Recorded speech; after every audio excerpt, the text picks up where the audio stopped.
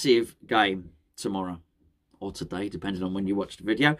Obviously against Tottenham, they're taking it very, very seriously. This is my first game that I'm going to this season, just because of family commitments, because of where I live, and well, I'm taking my daughter to her first game, which she's really, really looking forward to. Really excited. So I think regardless of the result, it'll be an occasion. The stadium will be buzzing. It always is. West Ham Tottenham, isn't it? Let's be perfectly honest with you. But as I say, they're taking it very seriously. So seriously that Nuno Espirito Santo said he was going to rest ahead of this game. An interesting policy, I got to be honest with you, and my phone was sort of pinging quite a lot when their team came out. It's a lot of gifs and memes being made up of it being Tottenham's Cup final, which is why they were resting players. We've rested some of our players. We'll get onto the West Ham bit in a minute, but clearly they're taking it very, very seriously, and so they should, because for all of the talk of how badly Tottenham are doing this year, they're above us. And we like to think we're doing okay, right? Oh, look, there's only a point in it. But realistically, whoever wins this can go top four.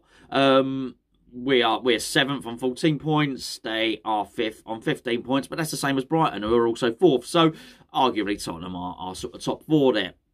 Looking at it this season, I'm thinking Chelsea, Liverpool, Man City, forget them. Just forget them. But I don't see one fourth outstanding club there. I think those three are.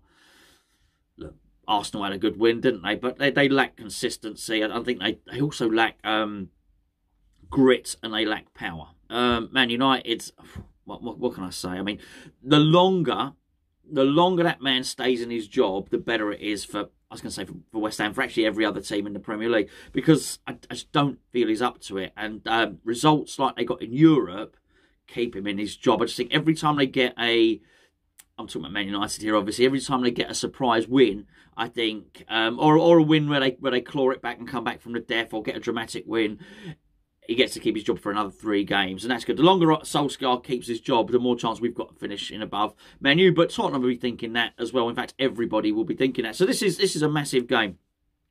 I do wonder if he's now putting all his eggs in one basket for Tottenham, and the one basket being the league. And particularly when you look at it as well, when you look at the group. So he changed the team, and they lost 1-0 to Vitesse Arnhem. Well, in the group after 3 games, and this is in the Mickey Mouse Europos Cup competition, right?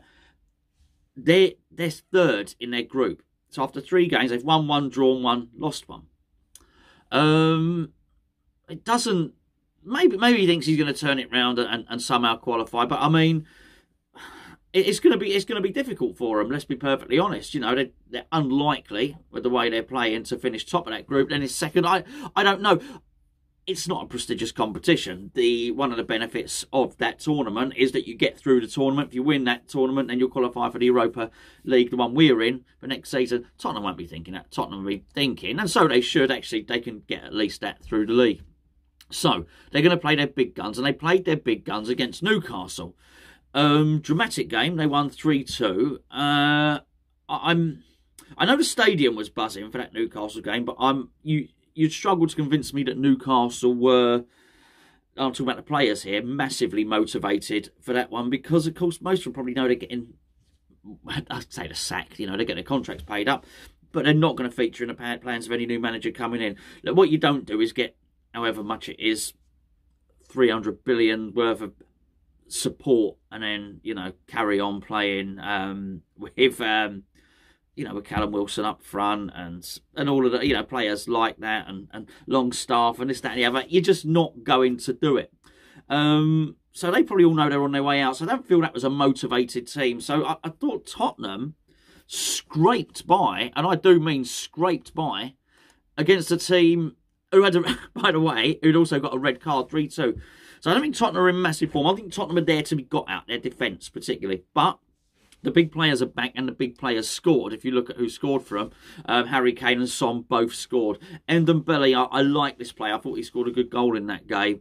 If you get a tune out of him, you've got a really combative midfielder. But that's an area where we're strong. We're strong in central midfield. Looking at Tottenham, fast in wide areas, aren't they? Lucas will probably play as well, which is going to make things really interesting for Aaron Cresswell on that side.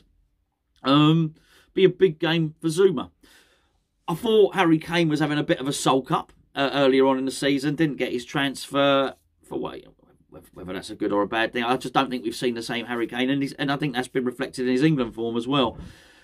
He scored. Is he coming back into form? I don't know, but I do feel that the defence is there for the taking. Look, he was never renowned, let's be fair, for building a great defence at Wolves, and I don't think this is going to be any different, certainly. So, there for the taking. Now, I say there for, actually not there for the taking, the defence are there for the taking. This could be a humdinger, this could be 3-0. It really could. But we've had a few clean sheets recently. The goalkeeping situation is going to be interesting. What's he going to do? I would imagine Fabianski stays in goal. I really do. If that doesn't happen, I'll be very, very surprised. Right back is going to be interesting. Will he stay with Johnson? Is Soufal fit? Or Fredericks, we know, is fit. When that starting lineup comes out, none of them would surprise me. None of them at all. But you're probably going to be up against Son there. And I think if possible, I'd certainly like to have Soufal there if Soufal's fit. If not, Son is very quick. I won't be surprised if he plays Fredericks there. Don't be surprised at all if you see Fredericks start in that position. Obviously, Zuma's going to play. Ogbonna's going to play. And they're only going to be better than the last time they played. They're building a partnership. They're forging a partnership. Cresswell is an area of concern, but you can't drop Aaron Cresswell because he's going to supply too much. He's 2 assists in the week. He's a really important attacking outlet for us.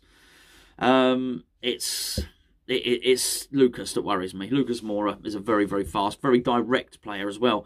So I think it's going to be crucial what happens in the middle. And I think for this one, I wouldn't be surprised if David Moyes says to Declan, can you just sit in front of the back four for this one? Look, if we go behind, it looks like we're struggling. I wouldn't be surprised to see Declan doing what he does, which is grabbing the ball by the horn, so to speak, and just trying to drive the team forward. I think that's quite important, but we need to protect that back four. We really do. Big game from Souček, big game from everybody, because we're back on the road of scoring from set plays, aren't we? Obviously 2 in the week against Europe and Ogbonna's against Everton. So we look back to our best there. So we will need to be getting corners, certainly. And I think this is an area where Tottenham can be tested. Tottenham will be looking at West Ham and saying, look, the pace, this is an area where we can test them. I think we can really test Tottenham in central midfield, and I think we can test them on set plays and on corners. So that's going to be really, really interesting as well. Bowen, I would expect Bowen to play just perpetual motion, really, isn't he? He ran himself ragged in the week, but I have a suspicion he's going to play and he's going to be fit. And I suspect he'll play well as well. Fornals will be back for his non-stop work rate. Ben Rama, I'd want to see a big game from Ben Rama because I feel that we can put pressure on their defence. I want to see him linking with Antonio really well, and actually getting off a few long shots as well, which I think could be an important factor here, because obviously long shots, the keeper parries it round, you get a corner. Antonio's obviously the key man, the main man as always, wrapped in cotton wool. He'll be really looking to cause their centre-backs problems, and we would expect their 2 centre-backs to be Dyer and Romero. I think he can cause them massive issues. I really do. Massive issues. And I think it may well be where the game is hotly contested. I think particularly on their left, I love their fullback. I get his name wrong all the time. Reguilon. Very good player. I like him. Excellent. They're going to be really strong down that side. So it is going to be really important that whoever plays... If I had to put a pound down now, I would say Bowen and Fredericks down that side. It's going to be tough. They're going to have their work cut out. Fredericks would have paced Bowen because he's going to be tracking back, particularly when Reguilon is there. But he needs to also attack to keep that guy pressed back as well.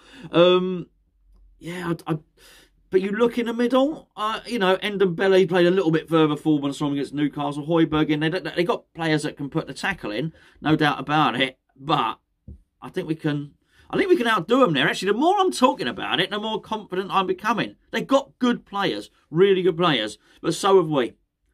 And I do think Antonio is a key component. So I'd suggest this. Keep it tight at the back. defend well, protect the back four, get corners, get the ball to Antonio, get the ball behind their defence. They're not going to sit back. Their game may suit us. It may well do. Their line, they may, as they start to push higher up the pitch, they'll leave spaces in behind. And if we can exploit that, particularly Antonio, I think Antonio can bully their players. Let's do a prediction, really, haven't I? I'm going to go with a humdinger. I'm going to go with West Ham 3, Tottenham 2. I might see you there.